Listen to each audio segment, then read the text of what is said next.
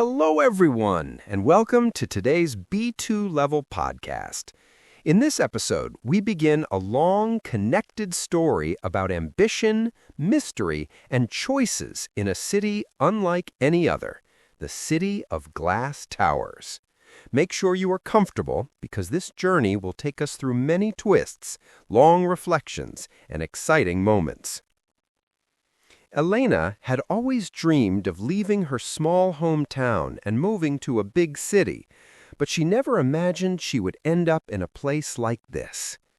As she stepped off the train, the first thing she noticed was the light. Sunlight bounced off hundreds of glass towers, creating reflections that danced across the streets like living creatures.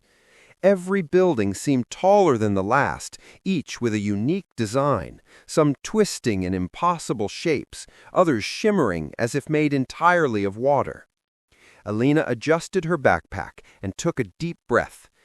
This is amazing, but also a little intimidating, she muttered to herself. She had come to the city with a purpose. Elena had received an invitation to work in the most prestigious architecture firm in the country. It was a dream job, but she knew that the city would test her in ways her small hometown never could. Walking down the crowded streets, she noticed something unusual. People here were in a hurry, but they also moved with purpose, almost as if each person knew exactly where they belonged. And yet, despite the crowd, Elena felt invisible, small, fragile, like a single thread in a massive tapestry. Her first challenge was finding her temporary apartment. The address was written on a small piece of paper in careful handwriting, but when she arrived at the building, she realized it was not a typical apartment complex. The entrance was guarded by two tall, silent figures, their faces covered by masks reflecting the sunlight. "Good morning," Elena said nervously. "I'm Elena. I think I'm here for apartment 42B?" One of the figures tilted its head slightly. "Apartment 42B. Follow me." Elena followed silently through twisting corridors, glass staircases, and elevators that moved almost horizontally before rising vertically. By the time they reached her floor, her head was spinning and her heart was pounding. "This is your apartment," the masked figure said. The door slid open silently, revealing a small but modern space with floor-to-ceiling windows, a compact kitchen, and a workspace that overlooked the city below. Elena placed her bag down and approached the window. She could see the streets bustling far below, the sunlight reflecting off glass towers in impossible angles. But something about the city felt alive. Not just alive in the way cities usually are, with people and cars and noise, but alive in a strange, almost conscious way, as if it were watching, judging, or waiting for her to make a move. Her phone buzzed. A message from the firm. "Welcome, Elena. Your first assignment begins tomorrow at 9 a.m. Be prepared for unexpected challenges. The city will not be forgiving." Elena smiled faintly. Excited, yes. Nervous, definitely. But more than anything, she felt determined. She had come here to prove herself, to step into the unknown, and to grow. That evening, she explored the city on foot. The streets seemed endless, filled with glass towers, neon signs, floating walkways, and cafes tucked into impossible corners. Everywhere she looked, she saw potential for beauty, complexity, and innovation. And yet, behind the shimmering surfaces, she noticed shadows, narrow alleys, dark spaces, and hidden doors that made her wonder what secrets the city held.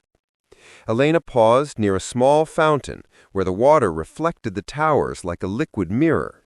A man sitting nearby waved at her. "First time here?" he asked. "Yes, it's a lot to take in," he chuckled softly. "It's always overwhelming at first, but the city has a rhythm. Once you find it, you'll understand it, and maybe it will understand you, too."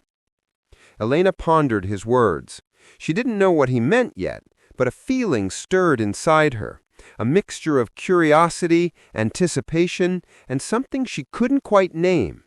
The city felt like a challenge, a puzzle, a test of her creativity and courage. As night fell, the city lights illuminated the towers in shades of blue, gold, and pink. Elena stood on her balcony, looking at the horizon.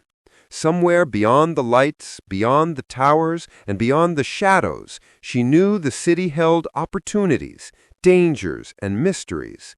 She just had to step forward. And as she watched the city breathe and sparkle below, she made a promise to herself.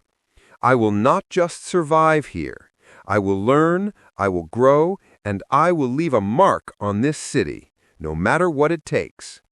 With that thought, Elena turned inside, ready to rest. Tomorrow, the real journey would begin. The challenges, the tests, and the unexpected lessons that would change her life forever. The next morning, Elena woke up early. Sunlight spilled through the massive glass windows of her apartment, creating reflections that danced across the walls. She had slept fitfully, her mind racing with questions. What challenges will I face today? Who will I meet? How will I survive in this city that seems alive and unpredictable? After a quick breakfast, Elena grabbed her bag, checked her notes for the first assignment, and left the apartment. The streets were busy now, filled with people rushing to work, students carrying heavy backpacks, and vendors setting up small food stalls. Despite the chaos, Elena noticed the precision in everyone's movements. There was purpose in every step, and even the randomness of the city felt ordered. She arrived at the firm's building, a massive structure of steel and glass that seemed to pierce the clouds. Inside, the lobby was polished to perfection. Elevators moved silently, and the air smelled faintly of coffee and new paper. A receptionist, smiling but professional, handed her a visitor's badge. "Welcome, Elena. Your mentor will meet you in the conference room on the 10th floor." Elena nodded and took the elevator. Her heart was pounding, not with fear, but with anticipation. She had been given an opportunity that many architects only dream of, and she was determined not to fail. When the elevator doors opened, a man in his late 30s was waiting. His hair was dark, slightly messy, and his eyes sharp and observant. "Elena, I'm Marcus. You must be our new junior architect. Follow me. We have a lot to cover today." The conference room was filled with models, sketches, and digital screens displaying detailed city plans. Marcus began explaining the first project, a new cultural center that would stand among the tallest towers in the city. "This project is important. It's not just about design. It's about understanding the city, its people, its rhythm. If you can't understand the city, your building will fail before it even begins." Elena listened carefully, taking notes. She could feel the weight of responsibility pressing down on her, but she also felt a spark of excitement. This was exactly why she had come here, to push herself, to test her limits, and to create something meaningful.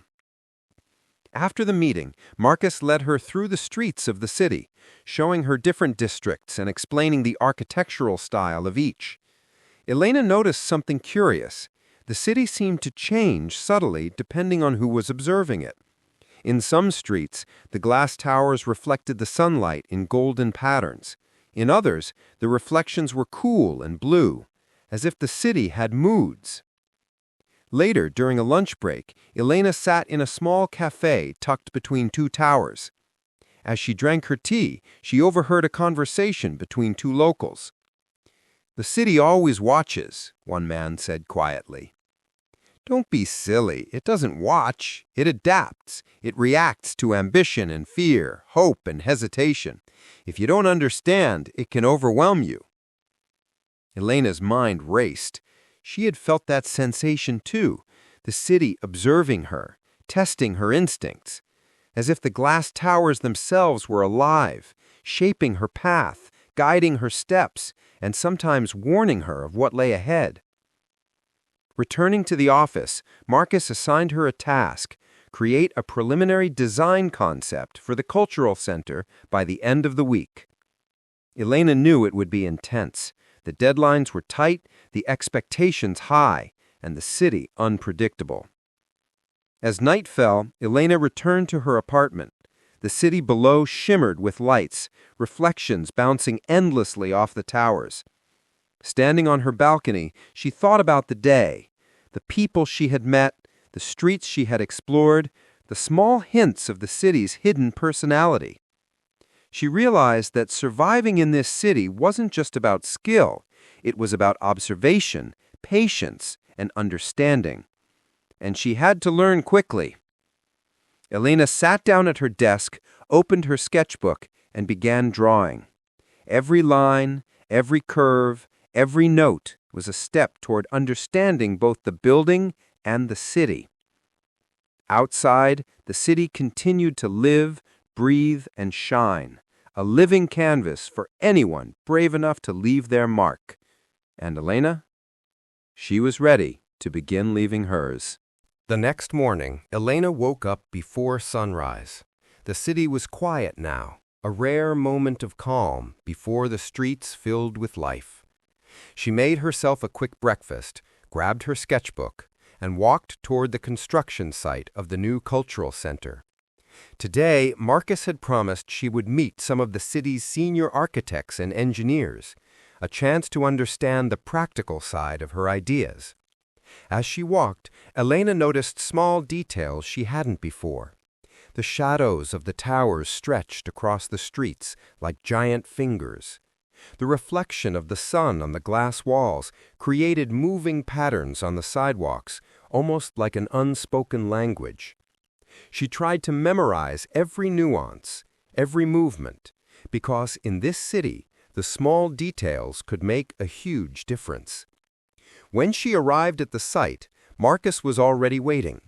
"Good morning," he said. "Today you will see how ideas transform into reality. But remember, a city like this is unforgiving. Every mistake is amplified by its height, its light, its energy." The construction site was a labyrinth of steel beams, cranes, and workers shouting instructions. Elena felt a wave of nervous excitement. She had studied architecture for years, but nothing could prepare her for the scale of this project. Marcus introduced her to the lead engineer, a woman named Lila. She was tall, confident, and had a sharp gaze that seemed to analyze every person entering the site. "Elena, I've heard about your sketches. Let's see if your imagination can survive in the real world." Elena swallowed and nodded. Lila handed her a hard hat and led her through the site. Every step was a lesson. The placement of beams, the balance of weight, the way sunlight would enter the building, everything mattered. Elena realized that her design was not just about beauty, but about life itself. People would walk, eat, perform, and think inside this space. Every curve, every line, every material had to work for them. During the lunch break, Elena sat on a concrete beam looking out over the city. The streets below were alive. People moved in patterns she could almost predict now. She felt a strange connection, a sense that the city was no longer just a place, but a living teacher. "Why do you look so serious?" Marcus asked, sitting beside her. "I'm trying to understand it," Elena admitted. "The city, it feels alive. I can see it in the way people move, in the light and the shadows. I want my building to respect it, to be part of it." Marcus smiled. "Good. That's exactly the mindset you need. Cities are more than bricks and glass. They are experiences. If you can feel them, you can create something meaningful." The afternoon was intense. Elena worked closely with Lila, marking adjustments, checking measurements, and observing how her sketches could translate into real structures. Every time she thought she understood something, the city challenged her again. A gust of wind made a crane sway. Sunlight reflected in a way she hadn't predicted. A sudden delivery of materials blocked a pathway. By the time the sun began to set, Elena was exhausted but exhilarated. She returned to her apartment, sketchbook in hand, and looked out at the city lights reflecting off the towers. She realized that understanding the city was not something she could finish in a day or a week. It was a continuous process, a dialogue between her imagination and the life around her. That night, as she lay in bed, Elena made a promise to herself. She would learn everything she could. She would walk every street, observe every detail, meet as many people as possible, and let the city teach her its secrets.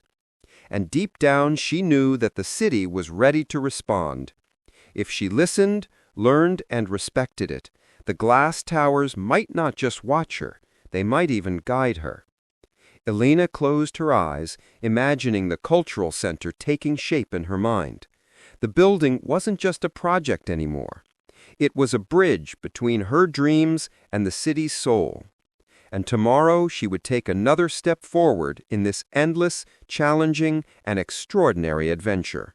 The next morning, Elena woke up to the soft sound of rain tapping against her window. The city looked different in the rain.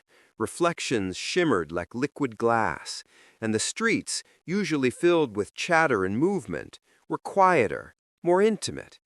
Elena felt a strange sense of calm as she prepared for the day. At the office, Marcus was waiting with a new assignment. "Elena," he said, "today you'll meet the city planners. They will show you how the cultural center interacts with the entire city. Remember, architecture is not isolated.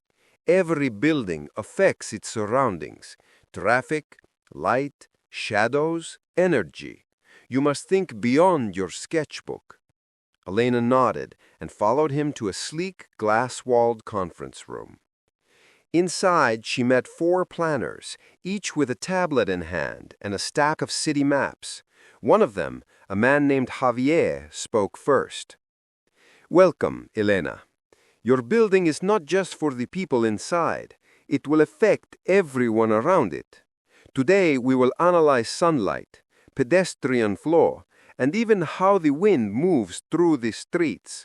Architecture is responsibility." The session began. Elena learned how small changes could make big differences.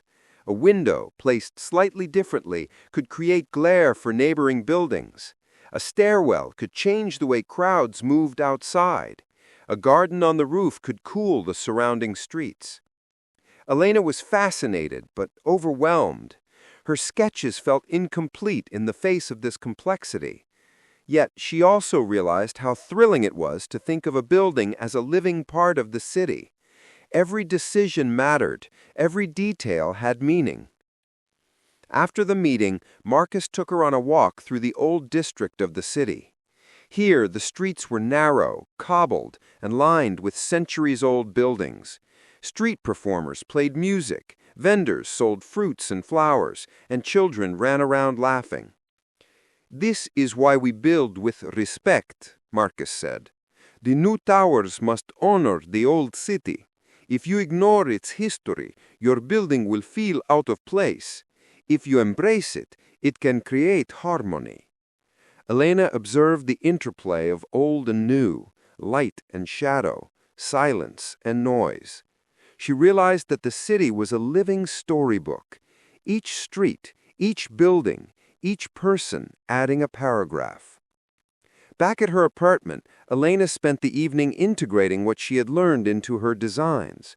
She added subtle features: terraces that allowed sunlight to reach neighboring streets, glass panels that reflected historical facades, and a roof garden that connected the cultural center to the natural environment. As night fell, she stepped onto her balcony and looked at the city. The towers reflected the rain-soaked streets, and the neon lights shimmered like stars on earth. She felt a growing connection to the city, an understanding that it was not just a place to live or work, but a living, breathing entity she was learning to speak with through her designs. Elena understood now that her journey was far from over. The city would continue to challenge her, to teach her, to inspire her, and she would rise to meet it. And somewhere deep in her mind, a quiet voice whispered, "This is only the beginning."